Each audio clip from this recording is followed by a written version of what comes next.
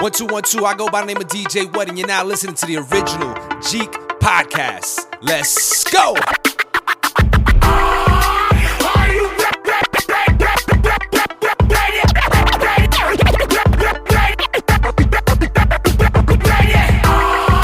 Ready to make an entrance, so backward cut.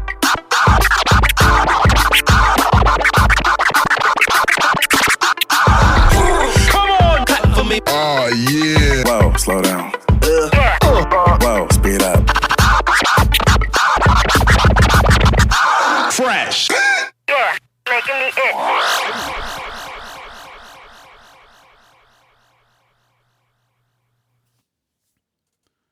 What up, Jeeks? Welcome back to another episode of the original Jeek Podcast. I am your host, and my name is Rockin' Mr. Magic. And I am so excited to be dropping things in the background, but I'm more excited to be here with you today for this episode. So let's kick it off because I am flying solo today. So we're going to be talking about two things today. One quick hit topic, and then we are primarily going to be talking about She-Hulk episode 1. So let's go. Quick topic for today. NBA star Zion Williamson says that 80% of current NBA players watch anime. He said this via a GQ article. Now, as the original Jeek, as someone who's been watching anime his entire life, I just have to say that I'm so proud. So proud. I'm so proud of that stat. I don't know how realistic that stat is, but it tugs on an old Jeek's heart. It really does. It's awesome to see more and more of anime become more and more mainstream. Zion, is Zion even 20, 21 years old now? I don't even know how old he is. He's a young man. And he grew up in an era. He's 22, and he grew up in an era. So born in 2000, the man grew up in an era of anime. And older brothers or cousins and uncles and aunts around him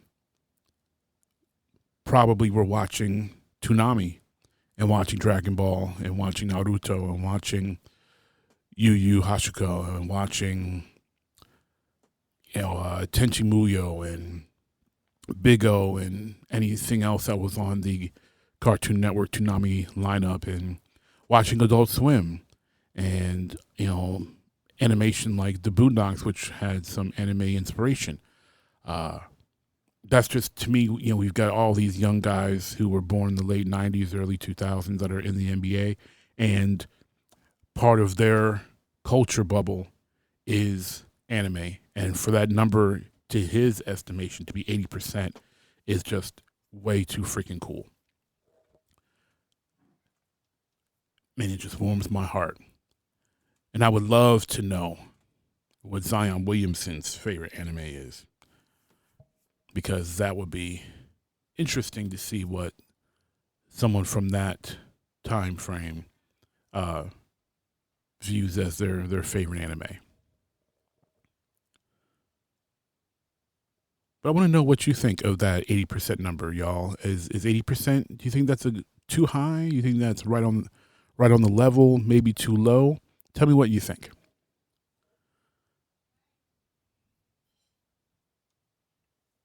So that is really just super exciting. Makes me giddy.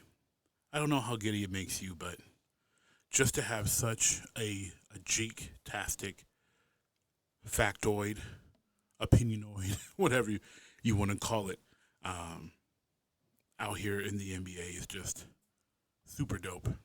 Super, super dope. But we are going to move to our main topic for this episode, and that is a review of She-Hulk, episode 1. So, to start, non-spoiler review, Um, man, I'm gonna give this a rating of out of 6. I'm gonna give this episode. I'm gonna give it. I'm gonna say oh man, I'm gonna give it a 5 out of 6. I'm gonna give it a 5. 5 out of 6. It was good. It was fun, and I enjoyed it. Obviously, it's not perfect, and I'm gonna go over that in a moment. But this was an enjoyable episode, and it set the table, I think, for a lot of things moving forward.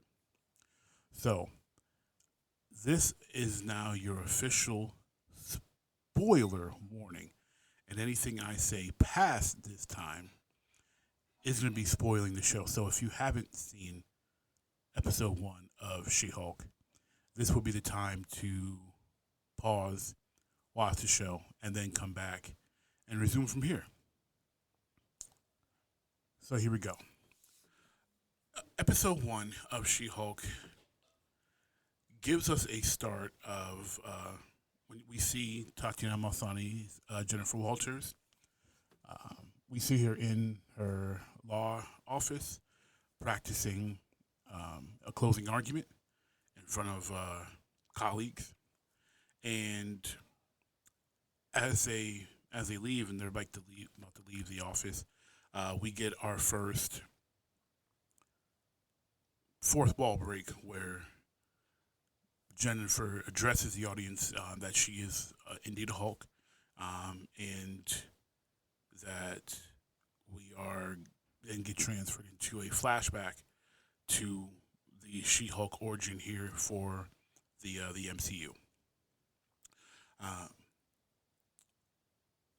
We're shown Bruce and Jennifer in the jungle, in a car. Bruce explains that he's in his Bruce form because he has an inhibitor prototype that's keeping him as Bruce Banner. And as they're driving and bantering, a Sicarian ship drops right in front of them, causing Jen to lose control, go down. Of course, there's a cliff because there's always a cliff on those type of roads, and they are in the car crashes, causing injury to both of them. She's cut open. Bruce is also cut open, and Jen is impacted the least in this crash, so she gets out of the car first. She helps Bruce get out. Bruce is telling her to stay away, but in shock and in panic, she doesn't hear him, and some of Bruce's blood drips into Jennifer's wounds, and resulting in her taking in his gamma radiated blood. And see, this is an interesting depart from the comic book origin of She-Hulk, but it's still closely related, which I think is a great twist for the MCU. And because in the comics, there is an accident, and and Jen needs a blood transfusion that Bruce is only able to give her because he's the only blood type that is around. So they do the transfusion, and because of the transfusion, Jen gets Hulk powers. Here, it's an accidental transfusion, but it works in the same context of the origin. Blood transfers from Bruce to Jen. She becomes a Hulk, just in a more concise way of telling the story, which definitely works. So I give kudos to Feige and the team for truncating the story to fit within a 20 some odd minute sitcom episode. Well done by Marvel there. So after Jen is changed by the blood, she hulks out. She doesn't know what's going on. She ends up escaping and running through the woods. Next time we see her, she has returned to her Jennifer Walters form, stumbling into a bar. After she's in the bathroom, and a group of girls do this really cool. It's not a girl power thing, but a look out for the homegirl moment, even though they didn't know her, and everybody plays a part in cleaning Jen up while they're in the bathroom. One, does her face, cleans her face up, does her hair, throws a spare accessory on her shoulders to make her presentable. And that's pretty much because they assume that she has been beaten by some man, boyfriend, husband, etc. She, after they clean her up, she calls Bruce on the phone, waits outside, where she is then harassed by several men, which causes her to Hulk out. And before she can harm them, she's not like in full control of her Hulkness, but before she can really do anything, Bruce arrives. She wakes up, and after that, in her human form again. But this time, she is in Mexico at Bruce's hideaway. Bruce is in his Smart Hulk form, and he tries to explain to her what happened and that her life is now going to be completely different because now she is a Hulk.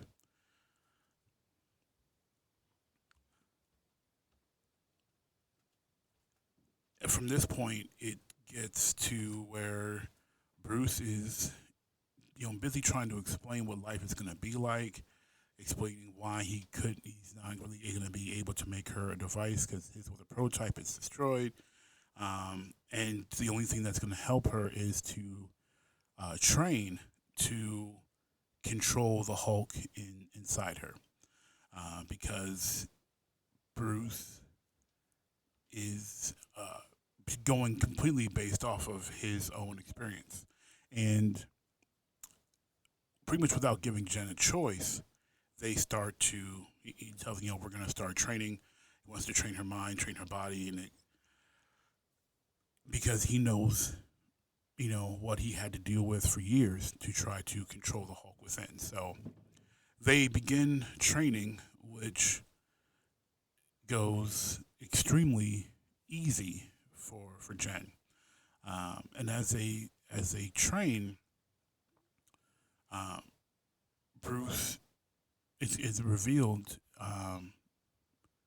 by Jen being able, showing that she can change back and forth with ease, that Jen does not have a Hulk personality. She doesn't have that split personality that Bruce had to merge. Where with Bruce Banner and the Hulk, Jen is still Jen mentally, whether she is in She-Hulk form or in Jennifer Walters form, which is a surprise for Bruce, and should have been a big realization for him that things were going to be different for her than for him. They didn't become Hulks the same way, and it makes sense that Bruce would have to deal with more of a severe mental dissociation because of how he became Hulk compared to, Jen becoming Hulk via blood transfusion. And even in the comics, it kind of explains the fact that Jen is not as strong as Bruce is and such because she wasn't blasted with gamma radiation like he was. She, had the blood transfusion, so it's, I'm going to use processed as a word, even though it's not processed, but it was a different way of getting that. So it's filtered, processed. So her powers are significant still, but less than Bruce's.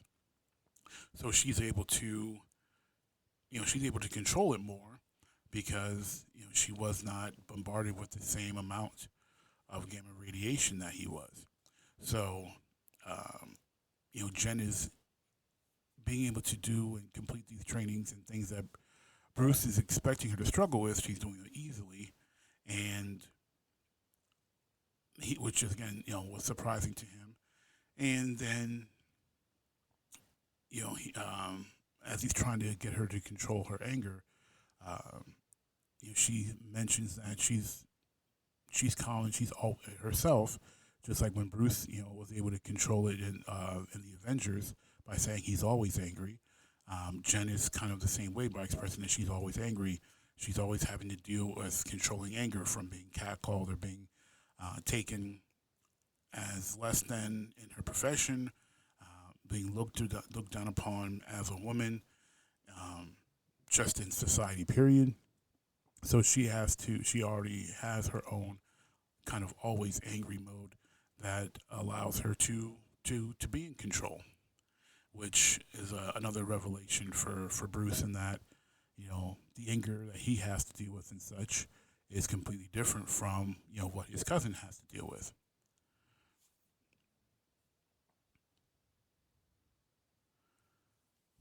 So after a scuffle where, some people are looking at this scuffle and like, oh, Bruce was nerfed, or she beat him. I don't look at this fight scene. It's not even a fight scene. It's a scuffle that way. He wasn't going all out against her. When she stepped it up, he kind of tried to check her, especially with the clap scene, where he does the Hulk clap. He wasn't going all out. And again, he was fighting a smart Hulk. He wasn't Hulk, completely rage monster, out of control. So I don't feel that this is a bad thing for Bruce's character at all. I think it's completely fine. And again, his mind's in control, and he wasn't going all out. And I think they did a good job making evident that he wasn't going all out. He wasn't trying to hurt her. So they have a scuffle, and after they wreck his little cantina, Bruce pretty much reluctantly is like, all right, it's you're a grown woman, you have a life that you want to get back to. I can't keep you here, And she decides she goes home to her family and her life. When she returns, it's pretty much the only people who know that she is a Hulk are Bruce, her family, and then her best friend, her Nikki, who's her paralegal. So at the end of the episode, Jen is in court.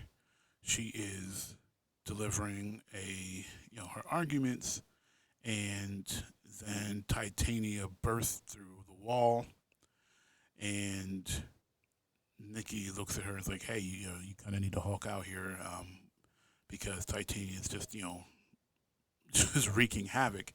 So, but before she transfers, she takes off her shoes. I think they're red bottoms. Takes her shoes off, turns into She-Hulk, and takes out Titanium with one punch, which I'm gonna say I did not like. I did not like the one punch takedown of Titania, because to me it does nothing for Titania. I know this is sounding like a pro wrestling portion, but I mean she's supposed to be. She's a big villain. She's a constant villain, a rival villain of She-Hulk, and a one-punch knockout. I mean that does nothing for that character. How is she supposed to be a challenge in the future, unless this was just a one shot of Titania for fan service? And even so, she just got punked. She got sunned. She got owned. And it was choppy. It looked comic booky, but it was choppy. But just that one punch, I'm like, you can't bring her back and act like she's a threat now, because you took her out with one punch. So to me, that just I did not like that because to me, you've ruined Titania as a threat. She's not a threat. She's the same as any street level criminal now. She can be taken out with one punch. Um, you know that doesn't help anything for me story wise. So I did not like that personally, but so she takes out Titania. And then, of course, she reiterates that she is Jennifer Walters' attorney at law, and that concludes the episode as she returns back to human form. So this episode, it did a good job. It didn't waste any time in establishing who Jennifer Walters is, which I liked. I liked that a lot. And especially because it's not a movie or even like an hour-long show, so they don't have time to drag through introductions. It does leave a viewer, especially a viewer that's unfamiliar with She-Hulk, with a lot of questions. But I don't think there's anything bad about how they just jumped right into it. A lot of fourth wall breaks, which is common for anyone who is a She-Hulk reader. The fourth wall, she breaks the fourth wall often. It's very Deadpool-like in breaking the fourth wall. It's a common thing for She-Hulk. And if you're a She-Hulk reader, it doesn't take away from the overall story. It doesn't mess up the vibe if you're familiar with She-Hulk at all. And I think because of the She-Hulk character is never been a very serious character. It doesn't feel off. If this character was a serious character, like a Captain America, like a Daredevil or something like that, where you would expect a more serious tone, it wouldn't work. But She-Hulk is a very fun character, so. It definitely works. Some things, like I said, there were a couple things I didn't like. I didn't think that were. I thought they were a little rushed or sloppy. I think the car crash to the bar incident was pretty quick, and was kind of hastily cut, but that's not a huge deal. One thing was great is that Tatiana Maslany and Mark Ruffalo worked very, very well together. Definitely could feel like they were believable as cousins, especially with, as smart as attorneys are, they aren't considered that smart compared to, genius level, scientists like Bruce. And they both had made points about the Jen turning into a Hulk situation. Bruce was speaking from experience. However, the experience he was speaking from was his alone, and that's unique to him, and he failed to consider that his experience was unique to him, and thus the advice that he was given may not be the best advice for her. Where Jen, she was too quick to ignore Bruce's advice, coming from somebody who had experienced it and had lived through what she's living through. She could have definitely benefited from his counsel. And allowing him to speak, into her life a bit more than she was initially willing to, as in dealing with her transition into being a Hulk.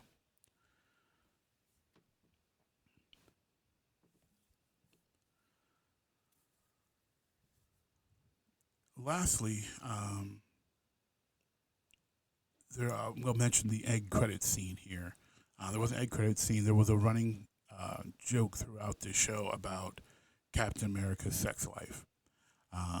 And for some reason, the prevalent thought for Jen was that Captain America died a virgin. And at the end, in the end credit scene, they're drinking at his little bar in his Mexican hideaway.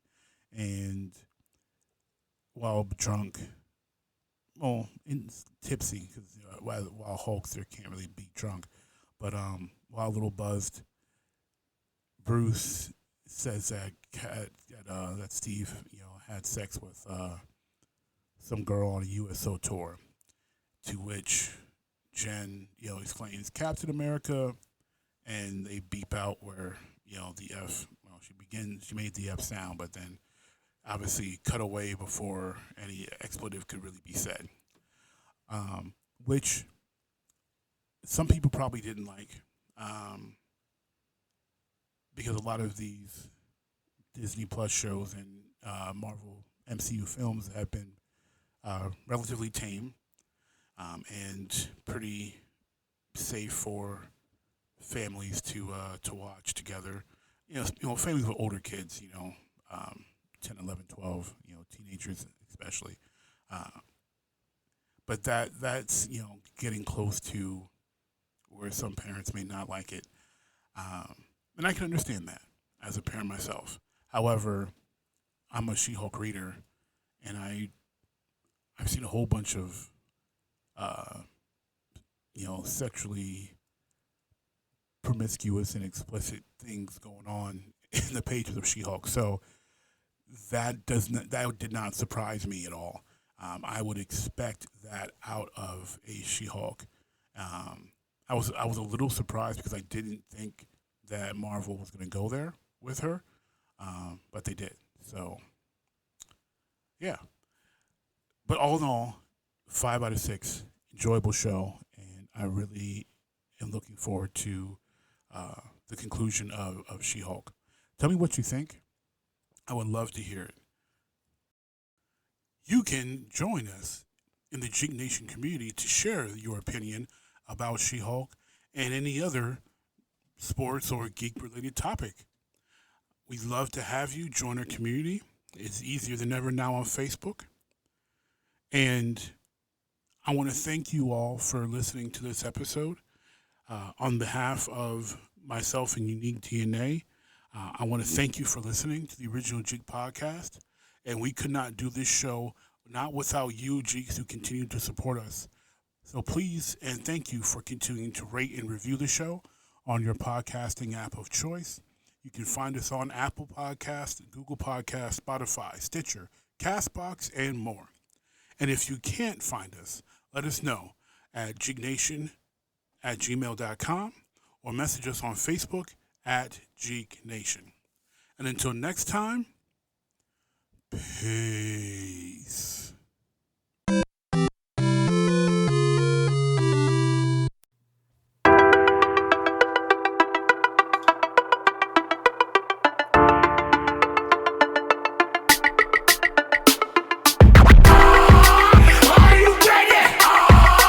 Ready to make an entrance, so backward cut. Come on, cut for me. Oh, yeah. Whoa, slow down. Whoa, speed up.